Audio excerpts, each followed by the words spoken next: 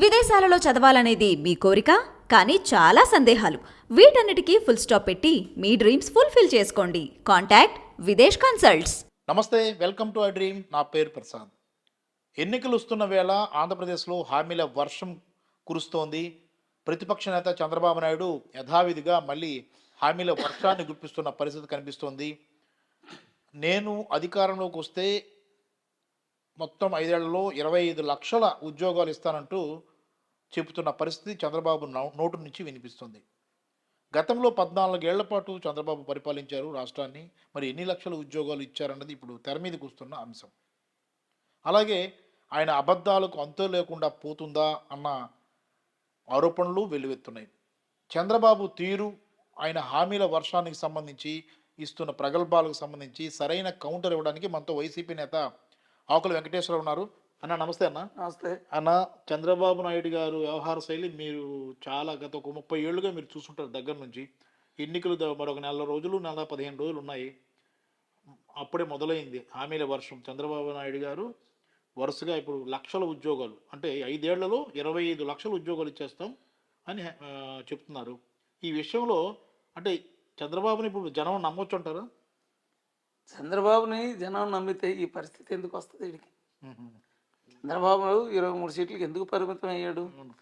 వీడు అనకూడదు కానీ మామకే వెన్ను పొడిచిన వ్యక్తి. ఇంకా జనాలు పెద్ద లెక్కేం కాదు, కేడర్ పెద్ద లెక్కేం కాదు వీడికి.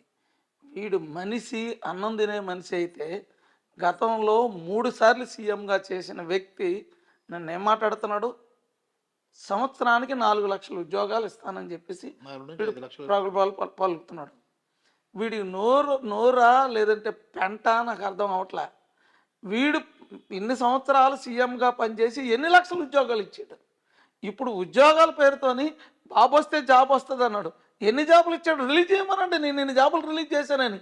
ఇప్పుడు ఆడు మనిషి అయితే ఆ విధంగా మాట్లాడడం, ఇన్ని ఉద్యోగాలు నేను కల్పిస్తానని. మరి ఈ 3 సార్లు సీఎంగా చేసి ఎన్ని లక్షల ఉద్యోగాలు ఇచ్చాడు? వీడైతే రేపు ఎలక్షన్లు వస్తున్నాయి కాబట్టి కేడర్ని, జనాల్ని మోసం చేయడానికి వస్తున్నాడు తప్పితే వీడు న్యాయం చేయడానికి కాదు. వీడు మోసం చేయడంలో సిద్ధార్థుడు పిహెచ్డి చేసాడు, జనాలను మోసం చేయడంలో. ఇప్పుడు వీడు అనకూడదు కానండి, జగన్మోహన్ రెడ్డి ఇచ్చిన పథకాలు ఇండియాలో ఎవరైనా ఇవ్వగలుగుతున్నారా? బడుగు బలహీన వర్గాల ఆశాజ్యోతిగా నిలబడ్డాడు. ఈయన వెన్నుపోటుకి ఆశాజ్యోతిగా నిలబడ్డాడు చంద్రబాబు నాయుడు. దానికి ఉదాహరణ నేనే. ఎవడో కాదు, 33 సంవత్సరాలు నేను నమ్ముకొని నేను నా కుటుంబం, నా జీవితాన్ని నాశనం చేసుకున్న వ్యక్తిని. దయచేసి వీడి మోసాలకి బలిపశ అవ్వకండి. క్యాడర్కి జగన్మోహన్ రెడ్డి ఉన్న డైరెక్టర్లు అన్ని ఫుల్ఫిల్ చేసిన వ్యక్తి జగన్మోహన్ రెడ్డి. క్యాడర్ని నమ్ముకున్న వ్యక్తులందరికీ న్యాయం చేశాడు. వీడేం చేశాడు? వెన్నుపోటు పొడిసి క్యాడర్ను వాడుకొని వీడు ఏ రోజైనా డైరెక్టర్లు ఫుల్ఫిల్గా అన్ని రిలీజ్ చేసాడు. నామినేటెడ్ పోస్టులు. వీడు చైర్మన్లు వీడు కొడుకు అమ్ముకు దెంగడంలో సిద్ధాస్తులు. ఎవడు డబ్బులుంటే వాడికే ఇచ్చారు తప్పితే క్యాడర్కి నేనుగో ఈ కింద స్థాయి క్యాడర్కి నేను ఈ నామినేటెడ్ పోస్ట్ ఇచ్చాను, ఈ డైరెక్టర్ పోస్ట్ ఇచ్చాను చెప్పే దమ్ము ధైర్యం వీడికి ఉందా?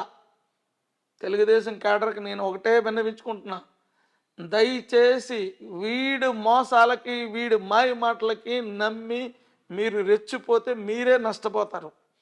ఆలోచించుకోండి.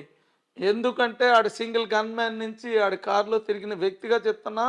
నేను ఎంత పతనమైపోయానో ఉదాహరణకి నేనే, నా కుటుంబం. వీడిని దయచేసి నమ్ముకొని మీరు వీధుల పాలు అవ్వకండి. వీధుల పాలే. ఎందుకంటే వీడు ఎంత మోసగాడో నేను దగ్గరుండి కల్లారా చూసిన వ్యక్తిని. అన్న, ఇంకో పాయింట్ అన్నా, ఇప్పుడు మొన్న వరుస అరెస్టులు అయిన తర్వాత జైలుకి వెళ్ళి వచ్చారు. జైలుకి వెళ్ళి వచ్చిన తర్వాత బెయిల్ వచ్చే విషయంలో ఆయన ఏం చెప్పారంటే అనారోగ్య సమస్యలని కోర్టు దృష్టికి తీసుకెళ్ళారు. ఇప్పుడు బయటకు వచ్చిన తర్వాత ఆయన వ్యవహార శైలి మీరు చూస్తున్నారు కదా, చాలా యాక్టివ్గా ఉన్నారు. ఆయన బ్రహ్మాండంగా మాట్లాడుతున్నాడు, విమర్శలు చేస్తున్నాడు, అరుస్తున్నాడు, ఇవన్నీ చేస్తున్నాడు. అంటే అటు కోర్టులకి అనారోగ్యం పేరుతో చెప్పి బయటికి బెయిల్ తీసుకురావడం ఒకటైతే, అనారోగ్యం అని చెప్పి ఇన్ని డ్రామాలు వేసిన చంద్రబాబు ప్రజలను కూడా మోసం చేసినట్లుగా మనం భావించాలా? న్యాయ వ్యవస్థనే మోసం చేసిన వ్యక్తి. న్యాయ వ్యవస్థనే ఆరోగ్యం బాగోలేదని బెయిల్ తీసుకొని ఈరోజు విచ్చలవిడిగా తిరుగుతూ, రెచ్చిపోతూ, ఊగిపోతూ వీడు ప్రసంగాలు ఇస్తున్నాడు, జనాలను మోసం చేస్తున్నాడు. మెయిన్ జనాల్ని జనాలను మాయ చేసి బుట్టలో వేసుకోవాలని చూస్తున్నాడు. కానీ నీ పప్పులు ఇక సాగవు. ఎందుకంటే కేడర్కి ఆల్రెడీ నువ్వెంత సిద్ధాస్తుడు అర్థమైపోయింది కాబట్టి ఈరోజు నువ్వు జైలుకి వెళ్ళినా ఎవరు ధర్నాలు గిర్నాలు ఏమీ చేయకుండా యాక్చువల్గా నువ్వే కరెక్ట్ సిద్ధాస్తుడు అయితే జైలుకి వెళ్ళేందుకు ఎంత అల్లకల్లం అవ్వాలా. లాస్ట్కి నీ పరిస్థితి ఏమైంది తెలియనా, పవన్ కళ్యాణ్ గారు సంకనాకోవాల్సిన పరిస్థితి ఏర్పడింది. నీకే అంత స్టామినా ఉంటే 3 సార్లు సీఎంగా చేసినోడివి నువ్వు పవన్ కళ్యాణ్ సంఖ్య నాకుతున్నావు. అదే జగన్మోహన్ రెడ్డి సింగిల్గా ఇప్పుడు మా పులి వస్తుంది, రేపు ఎలక్షన్లో మా పులి గురించి మా ప్రాణాలు ఇవ్వడానికైనా సిద్ధం, ఆయన ఇట్టి పరిస్థితుల్లో సీఎం చేసి తీరుతాం. నీలాంటి దరిద్రుడిని సీఎం చేసి సంకనాకు పోయాం. నీలాంటి దరిద్రుడి వల్ల మా కుటుంబాలు కోల్పోయాం. నువ్వు ఏ మనిషికి నువ్వు అట్టడుగు స్థాయి వర్గంలో ఉన్నోడికి నువ్వు ఎవరిని ఎమ్మెల్యేని చేసావురా, ఎవరిని ఎమ్మెల్సీని చేసావు? నువ్వు డబ్బులున్న వాళ్ళకి తప్పితే నీ కొడుకు వచ్చిన తర్వాత నీ పార్టీ పతనావస్థకి వెళ్ళిపోయింది. తెలంగాణలో సంకనాకు పోయింది, ఇక్కడ కూడా సంకనాకు పోతుందనే ఉద్దేశంతో నీ కొడుకుని ఇంట్లో దాచావు. నీ కొడుకుని ఇంట్లో దాయాల్సిన పరిస్థితి ఎందుకు వచ్చిందిరా? నీ కొడుకు అయితే సక్కనైనోడా, ఎంత మోసగాడో నేను దగ్గరుండి చూసిన వ్యక్తిని. అన్న ఇంకో పాయింట్ అన్న, ఇప్పుడు టికెట్ల విషయం అనేది మీరు అన్నారు కాబట్టి నేను ప్రస్తావిస్తున్నాను. వైసీపీ టికెట్లు ఆల్రెడీ చాలా త్వరగా ఇచ్చేస్తుంది. చాలామంది ఎక్కువ బీసీ వర్గాలు, ఎస్సీ, దళిత అలాగే మైనారిటీ వర్గాలకు సంబంధించిన వాళ్ళకి టికెట్లు ఇస్తున్నట్టుగా మనకి అర్థమైపోతుంది. తెలుగుదేశం పార్టీకి సంబంధించి చంద్రబాబు నాయుడు టికెట్లు ఇంక ఇవ్వకుండా ఎందుకు దాగుడు మూతలు ఆడుతున్నాడు అంటే, ఆ బీసీలకు ఇవ్వలేక, బీసీలు అంటే కింద స్థాయి వర్గాలకు టికెట్లు ఇవ్వలేక, ఎస్సీ ఎస్టీకి ఇవ్వలేక, ఎందుకంటే వీడు వాళ్ళ పక్కన కూర్చోబెట్టుకోలేడు, అసహ్యం వాడికి. కింద స్థాయి వర్గం బీసీలు, ఎస్సీలు, ఎస్టీ అంటే అసహ్యం. గతంలో అన్నాడు కూడా, అవును అన్నాడు. అది ఇప్పుడు నిరూపించుకుంటాడు. ఎందుకంటే ఇప్పుడు పవన్ కళ్యాణ్తో వీడి ముందు పొత్తులు సక్రమంగా వెళ్ళమను. వీడు పవన్ కళ్యాణ్ సంఘానికి పొత్తులు సక్రమంగా వీడు వెళ్తే వీడి జాతకం బయటపడుతుంది. అవును. ఇప్పుడు జగన్మోహన్ రెడ్డి గెలుపు గుర్రాలు తయారు చేసి కథన రంగంలో వదిలేడు. అవును. ఆయన గురించి మేము పార్టీ గురించి, ఎందుకంటే నేను ఈ దరిద్రుడి వెనకాల 33 సంవత్సరాలు తిరిగి నా కుటుంబాన్ని నేను సంకనాకు పోయాం. నాకు జగన్మోహన్ రెడ్డి ఇప్పుడు, ఎందుకంటే బడుగు బలహీన వర్గాల ఆశాజ్యోతి, ఇండియాలో ఎవ్వరూ లేరు అటువంటి పథకాలని రన్ చేసే వ్యక్తిని. అటువంటిది ఆయన నమ్ముకొని మేము ప్రాణ త్యాగానికైనా సిద్ధం ఆయన గురించి మళ్ళీ సీఎం చేసి తీరుతాం. ఎందుకంటే ఇటువంటి మోసగాడు వెనకాల 33 సంవత్సరాలు తిరిగి ఎందుకు నేను ఈ పరిస్థితులు తెచ్చుకున్నానా? ఇటువంటి మహానాయకుడు కొడుకును పుట్టిన వ్యక్తిని, ఆ మహానాయకుడు వెనకాల నేను తిరుగుంటే ఈరోజు నా పరిస్థితి బాగుండేది. నా దరిద్రం నెత్తి మీద ఉండి ఆ మహానాయకుడిని వదులుకోవడం నేను చేసిన తప్పు. కానీ ఒకటే నేను హెచ్చరిస్తున్నా చంద్రబాబు నాయుడిని, చంద్రబాబు ఒకప్పుడు సార్ అనే వ్యక్తిని ఏరా చంద్రబాబు అనే పరిస్థితి ఎందుకు తెచ్చుకున్నావు? నువ్వు ఆలోచించుకో. నీకు దమ్ము ధైర్యం ఉంటే నీ కొడుకు నువ్వు నేను తప్పు మాట్లాడుతున్నానని చెప్పమను, నేను దేనికైనా సిద్ధం.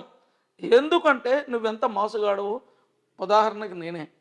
కానీ ఒకటే హెచ్చరిక చేస్తున్నా, దయచేసి నాలాగా కేడర్ జీవితాలతో, ప్రజల జీవితాలతో ఆడుకోకు, మబ్బి పెట్టకు. నీకు దమ్ముంటే నేను ఇన్ని ఉద్యోగాలు ఇచ్చానని చెప్పు. నువ్వు ఈ 3 సార్లు సీఎంగా 14 సంవత్సరాల్లో నువ్వెన్ని ఉద్యోగాలు రిలీజ్ చేసావు? మేనిఫెస్టో కూడా తీస్తారు కదా, మాయం చేసావు. నువ్వు ఇప్పుడు మళ్ళీ జనాలు మోసం చేయడానికి సంవత్సరానికి 4 లక్షల ఉద్యోగాలు అంటున్నావు. ఏ విధంగా ఇవ్వగలరా? బాబు వస్తే జాబ్ వస్తుంది అన్నావు, ఉన్న జాబులు తీసి పడదింగాను. నువ్వు మళ్ళీ జనాల కేడర్ని మోసం చేయడానికి నువ్వు ఈ విధంగా ఉద్యోగాలు ఇస్తాను ఇది కల్పితం అబద్ధాలు చెప్తూ పబ్బం గడుపుకోవడానికి చూస్తున్నావు. నీ అంత మోసగాడు ఇండియాలో ఎవ్వడూ ఉండడు. కేడర్ను వాడుకొని వదిలేయడంలో నువ్వు సిద్ధార్థుడివి. దయచేసి నీకు ఒకటే చెప్తున్నా, మళ్ళీ ప్రజల జోలికి వెళ్ళి తప్పుడు మాటలు మాట్లాడి తప్పుడు కోతలు కూస్తే రేపు పొద్దున్న జగన్మోహన్ రెడ్డి మళ్ళీ మా సింహం సింగిల్గా వస్తుంది, నీ తాట తీయడం ఖాయం. థ్యాంక్ యూ అన్న. ఇది చూసాం కదా, ఆకుల వెంకటేశ్వర గారి కౌంటర్ మామూలుగా ఉండదు. అది చంద్రబాబు అయినా లోకేష్ అయినా, ఎందుకంటే ఆ కుటుంబంతో చాలా సాన్నిహిత్యం ఉన్న వ్యక్తిగా, అక్కడ దెబ్బతిన్న వ్యక్తిగా ఇప్పటికి కూడా ఆయన రగిలిపోతూ ఉంటారు. తాజాగా ఆయన మాటలు మనం చూస్తున్నప్పుడు చంద్రబాబు హామీలపై ఆయన తీవ్ర స్థాయిలో విరుచుకుపడుతున్న పరిస్థితి, ఎంతమందిని ఇలా మోసం చేస్తారు, ఇంకా మోసం చేస్తారా అంటూ ఆయన చెప్తున్న పరిస్థితి, అవి వాస్తవాలు కూడా. ఎందుకంటే గత 14 ఏళ్ళుగా చంద్రబాబు అధికారంలో ఉన్నప్పుడు ఏం సాధించారు రాష్ట్రానికంటే చెప్పుకోవడానికి ఏం లేదు. సంక్షేమ రంగాన్ని పూర్తిగా పక్కన పెట్టేశారు. ఇప్పుడేం మళ్ళీ బాబు వస్తే జాబ్ వస్తుందని గతంలో చెప్పారు. ఇప్పుడు మళ్ళీ కొత్తగా లక్షల ఉద్యోగాలంటూ చెబుతున్న పరిస్థితి కనిపిస్తుంది. ఇలాంటి అంశాల మీద వెంకటేశ్వర గారు తీవ్ర స్థాయిలో విరుచుకుపడుతున్నారు. ప్రజలు కూడా అప్రమత్తం కావాలి. ఇలాంటి ఎన్నికల సమయంలో హామీలు ఇవ్వడం, తర్వాత మేనిఫెస్టోను పూర్తిగా కనిపించకుండా దాచేయడం లాంటి ఈ పనులు చేసే తెలుగుదేశం పార్టీని నమ్మితే ఈసారి ఖచ్చితంగా ప్రజలు మోసపోతారు. వైఎస్ఆర్ కాంగ్రెస్ పార్టీకే మద్దతు ఇవ్వాలని ఆయన కోరుతున్న పరిస్థితి కూడా కనిపిస్తోంది. కెమెరామెన్ మూర్తితో Prasad, I dream media, Visakhapatnam.